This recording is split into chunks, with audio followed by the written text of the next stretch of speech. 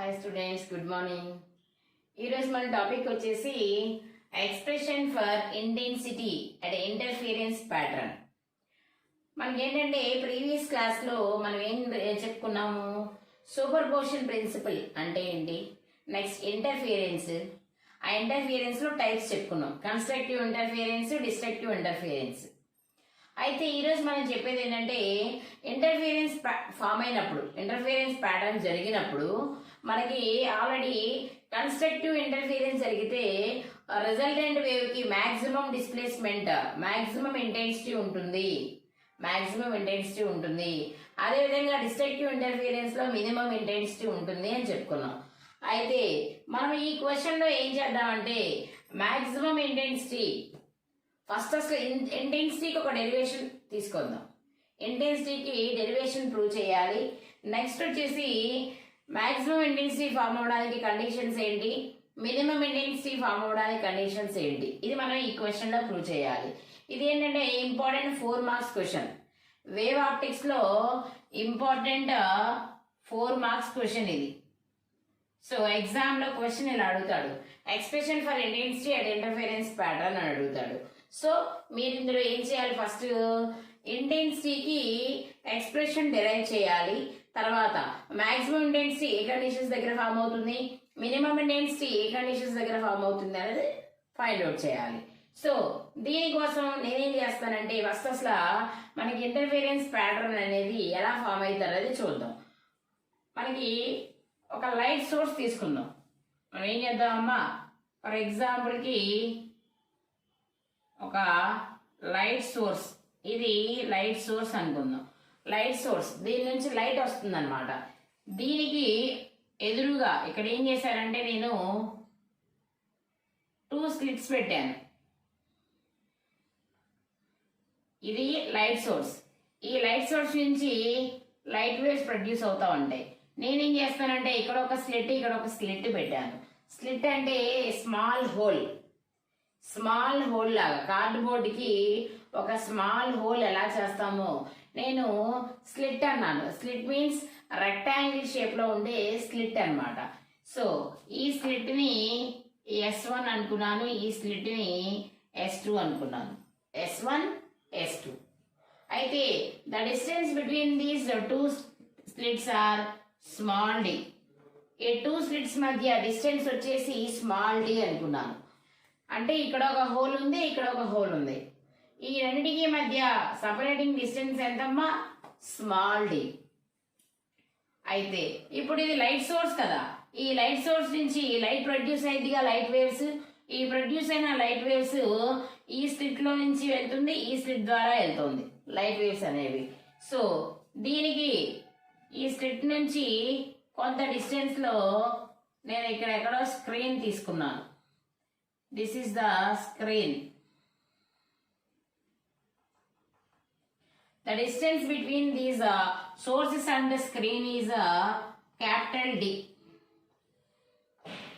Screen కి next sources కి మధ్య డిస్టెన్స్ నేను ఏమనుకున్నాను, క్యాపిటల్ D అనుకున్నా.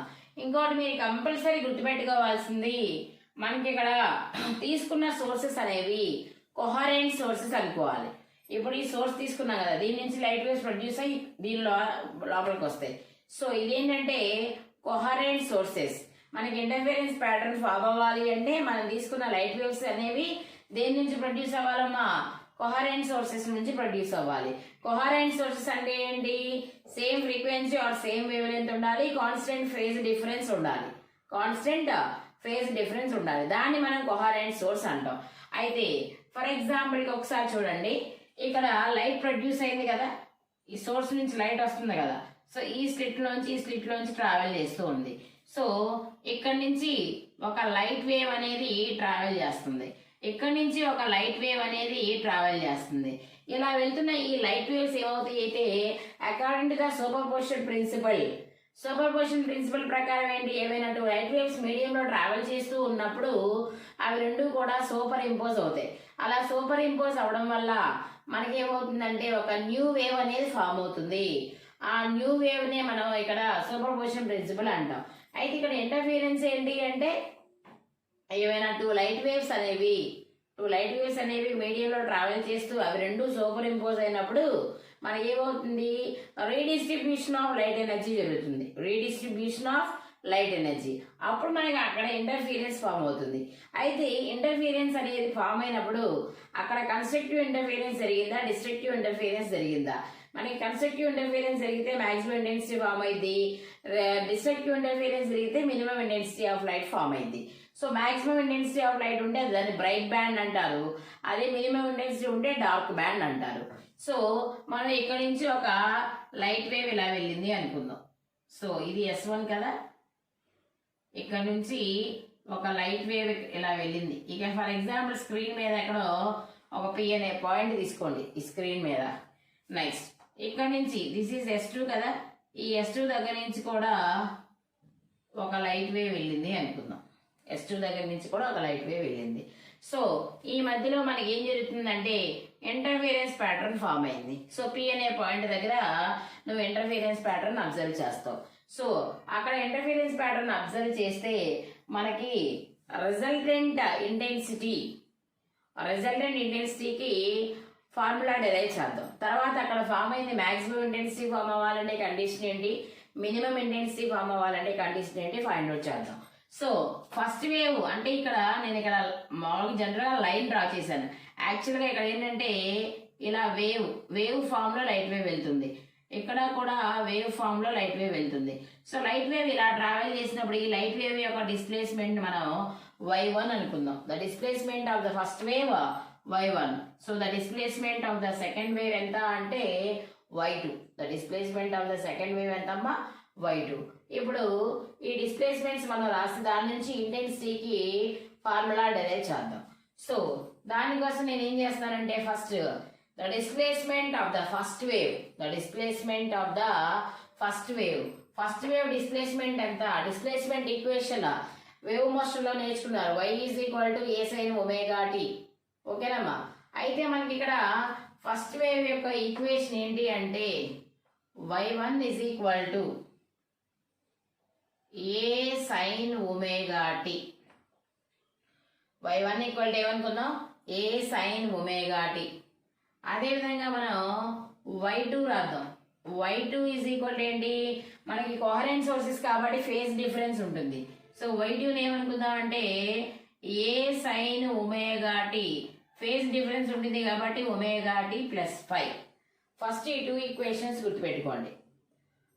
ఫస్ట్ వేవ్ యొక్క డిస్ప్లేస్మెంట్ ఎంత అంటే y1 equal to a sin omega t. Second wave యొక్క డిస్ప్లేస్మెంట్ ఎంత, Pని రీచ్ అవడానికి మనకి ఇంటర్ఫీరెన్స్ ప్యాటర్న్ ఇక్కడ ఎక్కడ స్క్రీన్ మీద P అనే పాయింట్ దగ్గర అనుకున్నాం కదా. So y2 is equal to a sin omega t plus 5. ఇక్కడ ప్లస్ 5 ఎందుకు వచ్చింది అంటే ఆ టూ వేవ్స్ మధ్య ఉన్న ఫేజ్ డిఫరెన్స్ అన్నమాట, టూ వేవ్స్ మధ్య ఉన్న ఫేజ్ డిఫరెన్స్. సో అయితే according to the superposition principle ప్రకారం y is equal to y1 plus y2, so y is equal to y1 అంటే ఎంతమ్మా, a sin omega t plus y2 అంటే ఎంత, a sin omega t plus 5. y1 y2 తీసుకున్నాం. Superposition principle ప్రకారం y is equal to y1 plus y2. So దీన్ని add చేసాం. Next y is equal to a sin omega t, దీన్ని అలాగే ఉంచేసేయండి, plus a, మనకి ఇది ఏ మోడల్లో ఉంది, sin a ప్లస్ b మోడల్లో ఉంది. ఏ మోడల్లో ఉందమ్మా, sin a ప్లస్ b మోడల్లో ఉంది. ఏ అలా రాసిస్తాం, sin a plus b. sin a plus b అంటే ఫార్ములా ఏంటి, sin a cos b plus cos a sin b. కాబట్టి sin omega t cos pi plus cos omega t sin pi. y is equal to a sin omega t అలాగే ఉంచేసాం, a sin omega tని. దీన్ని ఏం చేసామంటే a అలాగే ఉంచేసాం, ఇది sine of A plus B మోడల్లో ఉంది. అంటే sine A cos B plus cos A sine B formula అది. Next y is equal to A sine omega T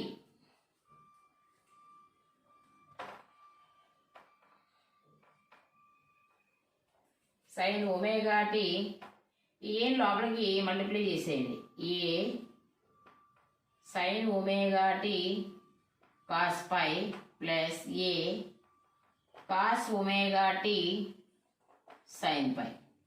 so ఇప్పుడు ఇక్కడ sine omega T A sine omega T A sine omega T common తీయచ్చు కదా. A sine omega T A sine omega T common తీయచ్చు. So common తీస్తే నీకు ఏమొచ్చింది చూడండి ఒకసారి. y is equal to A sine omega T నేను common తీసా. ఏ సైన్ ఒమేగా టీ పోతే ఇక్కడ ఎంత ఉంటుంది 1 plus cos phi 1 plus cos phi. Next plus దీన్ని ఎలా రాసుకుందామంటే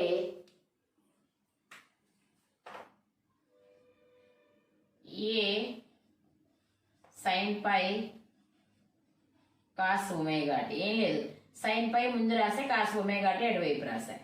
సో మనం దీన్ని ఈక్వేషన్ 1 అనుకుందాం. దీన్ని ఏమనుకుందాం అమ్మా, ఈక్వేషన్ 1. ఏం చేసాము ఇక్కడ ఒకసారి చూడండి. y is equal y1 plus y2. y1 అంటే A sine omega T plus y2 అంటే A sine omega T plus 5. So A sine omega T అలా ఉంచేసాను. A sine A plus B మోడల్లో ఉంది కాబట్టి sine A cos B plus cos A sine B. తర్వాత ఏని లోపలికి మల్టిప్లై చేసేసి రాసేసా. ఇప్పుడు ఇందులో A sine omega T A sine omega T common తీసా. ఇక్కడ ఏం మిగిలింది 1 ప్లస్ కాస్ పై ప్లస్ ఇక్కడ ఏం చేశానంటే సైన్ పై ముందు రాసి కాస్ తర్వాత రాసా. A sine phi cos omega T. So దాన్ని ఈక్వేషన్ 1 అనుకున్నాను. ఏమనుకున్నానమ్మా, ఈక్వేషన్ 1. నెక్స్ట్ ఏం చేద్దామంటే కొన్ని అసంప్షన్స్ తీసుకుందాం. ఏంటి అంటే లెట్ అసంప్షన్స్ ఏంటో చూడండి ఒకసారి. మనం తీసుకునే అసంప్షన్స్ ఏంటి అంటే let a 1 plus cos pi a 1 plus cos pi is equal to r cos alpha అని ఎజ్యూమ్ చేసుకుంటున్నాం. మనం అనుకుంటున్నాం అంతే. సైన్ ఒమేగా టీ అలా ఉంచేసి ఏ 1 ప్లస్ కాస్ పైని ఆర్ కాస్ ఆల్ఫా అనుకుని దాని ఈక్వేషన్ 2 అనుకున్నా. ఇక్కడ వచ్చేసి ఏ సైన్ పై ఏ సైన్ పై దీన్ని నేను ఆర్ సైన్ ఆల్ఫా అనుకున్నా. This is equation 3. ఇప్పుడు ఏం చేద్దామంటే substitute equation 2 and 3 in equation 1. ఏం చేద్దామమ్మా, సబ్స్టిట్యూట్ ఈక్వేషన్ 2 and ఈక్వేషన్ 3 ఇన్ ఈక్వేషన్ 1. ఈ 2, 3 వాల్యూస్ తీసుకెళ్ళి ఈక్వేషన్ 1లో పెడదాం. సో అలా ఈక్వేషన్ 1లో పెడితే మనకి ఏమైందో ఒకసారి చూడండి.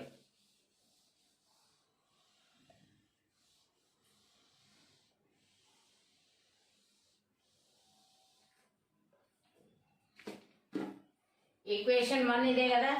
So y is equal to A 1 plus cos pi value ఎంత ఆర్ కాస్ ఆల్ఫా.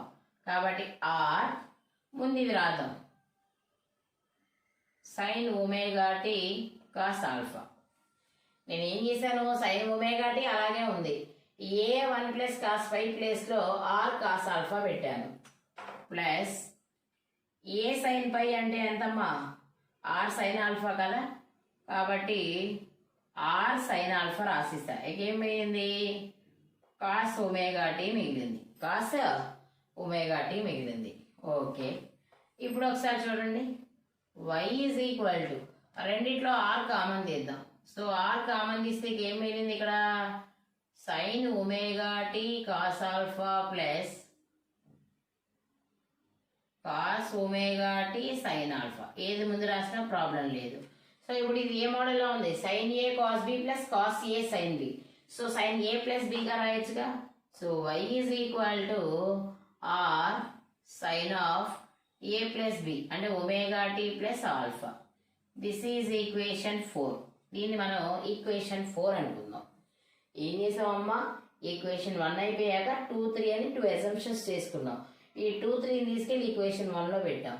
అప్పుడు నీకు ఈ ఈక్వేషన్ వచ్చింది. ఇందులో ఆర్ కామన్ తీసాం. ఆర్ కామన్ తీస్తే ఇక sine omega T cos alpha plus cos omega T sine alpha మిగిలినాయి. So sine A cos B plus cos A sine B ఎలా రాసుకోవచ్చు, sine of A plus B, sine of A plus B. Next ఇప్పుడు ఏం చేద్దామంటే squaring and adding equation 2 and equation 3. Equation 2ని squaring అంటే equation 2 square plus equation 3 square. Squaring and adding equation 2 and 3 square చేసి add చేద్దాం. So square చేసి add చేయడం అంటే ఒకసారి చూడండి, దీన్ని స్క్వేర్ చేయాలి, దీన్ని స్క్వేర్ చేయాలి, దీన్ని స్క్వేర్ చేయాలి, దీన్ని స్క్వేర్ చేయాలి, యాడ్ చేయాలి. ముందు ఈ రెండు చూద్దాం. అంటే మనకి ఏమవుతుంది, స్క్వేర్ అంటే ఏమవుతుంది, R square cos square alpha, R square cos square alpha. కాబట్టి R square cos square alpha. దీన్ని స్క్వేర్ చేసా, యాడింగ్ అన్నాడు కాబట్టి ప్లస్, దీన్ని స్క్వేర్ చేయి, R square sine square alpha. ఇవి రెండు అయిపోయింది. ఈజ్ ఈక్వల్ టు ఇటు పక్క రెండు ఏం చేద్దాం, ఏ square 1 plus cos pi whole square plus A square sine square 5, A square sine square 5. ఇప్పుడు చూడండి, మనకి ఇక్కడ రెండిట్లో ఆర్ స్క్వేర్ కామన్ తీద్దాం. ఏం మిగులుతుంది, cos square alpha plus sine square alpha, cos square alpha plus sine square alpha,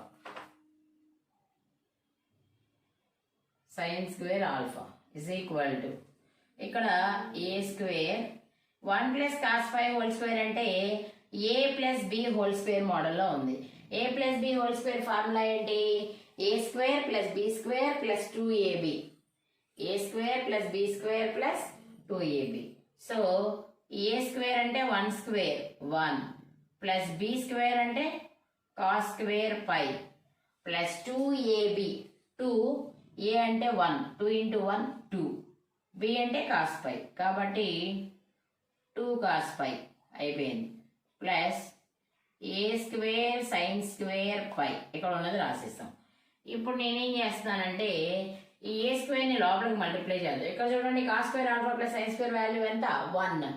so ఇక మిగిలింది ఏంటమ్మా మనకు ఓన్లీ ఆర్ స్క్వేర్. ఇక్కడ ఏ స్క్వేర్ని మల్టిప్లై చేస్తే A square plus A square cos square 5 plus A square లోపలికి వెళ్తే ఏమవుతుంది మనకి 2a square cos phi plus A square sine square phi. ఇప్పుడు అన్నిట్లో ఏ స్క్వేర్ కామన్ తీద్దాం.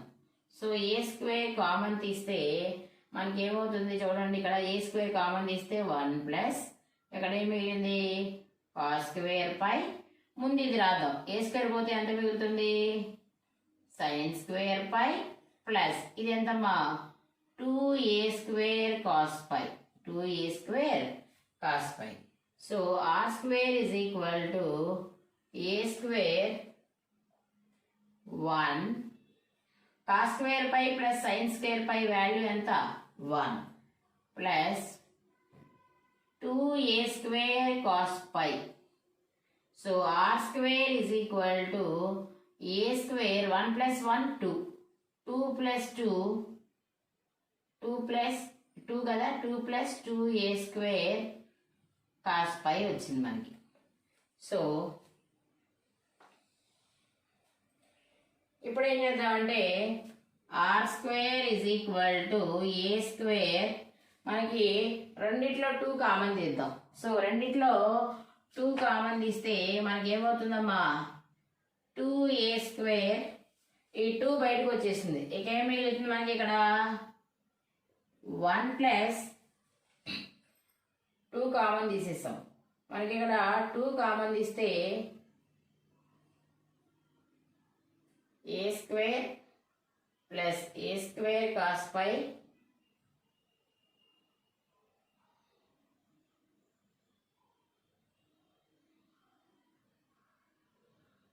ఏ స్క్వేర్ మల్టిప్లై చేసాము. So 2a square plus cos phi. నేను ఇక్కడ ఏం చేస్తున్నాను, 2 కామన్ తీసాను. 1 ప్లస్ ఏ స్క్వేర్, ఇక్కడ మళ్ళీ ఏ స్క్వేర్ కామన్ తీసాము ఆల్రెడీ. ఇక్కడ ఏ స్క్వేర్ కామన్ తీసినప్పుడు ఇక్కడ ఇది ఉండకూడదు. ఓకే,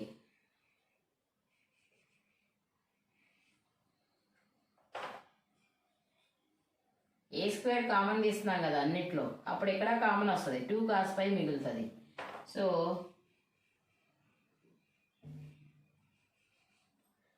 ఇక్కడ 2 కాస్ పై, 2 కామన్ తీస్తే 2a square 1 plus cos pi. So R square is equal to 2a square 1 plus cos పై. అంటే ఎలా రాసుకోవచ్చు అంటే 2 కాస్ స్క్వేర్ పై బై 2. మనకి మ్యాథమెటిక్స్లో ఫార్ములా ఉంది, అది 1 మైనస్ కాస్ పై అనుకోండి, 2 sine square pi by 2. 1 plus cos phi అయితే 2 cos square pi by 2. So 1 plus cos phi ప్లేస్లో నేను 2 కాస్ స్క్వేర్ పై బై 2 రాశాను. So R square is equal to 2 into 2 ఎంతమ్మా 4, 4a square cos square pi by 2. So R square is equal మనకి ఎంత వచ్చింది, 4a square cos square pi by 2. But we know that intensity కదా మనం derive చేయాల్సింది. Intensity is always directly proportional to the R square. Intensity is always directly proportional to the r square. Then I is equal to r square value ఎంత వచ్చింది పైన 4a square cos square pi by 2. So this is the formula for the intensity of the resultant wave. Intensity మనకి intensity కి formula ఏంటి అంటే I is equal to 4a square cos square pi by 2. I is equal to 4a square cos square pi by 2. So మనం ఏం చేయలేదమ్మా ఇక్కడ వరకు. Okay, ఇక్కడ నుంచి ఏం చేసామంటే ఈక్వేషన్ 2ని స్క్వేర్ చేసి యాడ్ చేసాం, ఈక్వేషన్ 3ని స్క్వేర్ చేసాం. ఈక్వేషన్ 2 లెఫ్ట్ సైడ్ ఏమున్నాయి, రైట్ సైడ్ ఏమున్నాయి చూసుకోవాలి. రైట్ సైడ్ ఉన్నాయి ముందు రాసేస్తాం. ఏంటిది, R square cos square alpha plus R square sine square alpha. R square common తీస్తే cos square alpha plus sine square alpha. మీకు మ్యాథమెటిక్స్లో sine square theta plus cos square theta value 1 కాబట్టి ఇది అదే మోడల్లో ఉంది, వాల్యూ 1 అయిపోతుంది. సో నీకు ఆర్ స్క్వేర్ ఉంటుంది. ఇక్కడ ఏం చేస్తున్నావు, ఏ 1 ప్లస్ కాస్ 5ని స్కేర్ చేయాలి కాబట్టి A square 1 plus cos 5 whole square plus A sine పైని కూడా స్క్వేర్ చేయాలి కాబట్టి ఏ స్క్వేర్ సైన్ స్క్వేర్ పై. ఇక్కడ ఏ స్క్వేర్ అలాగే ఉంచాను. 1 ప్లస్ కాస్ 5 అంటే A plus B whole square, A square plus B square plus 2ab రాశాను.